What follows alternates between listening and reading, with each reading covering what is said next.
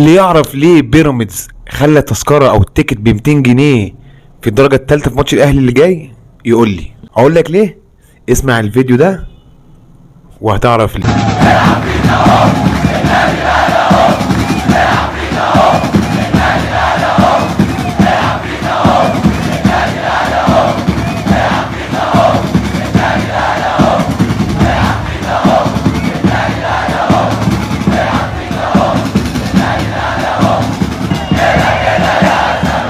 ايوه العفريت اهو، العفريت اهو.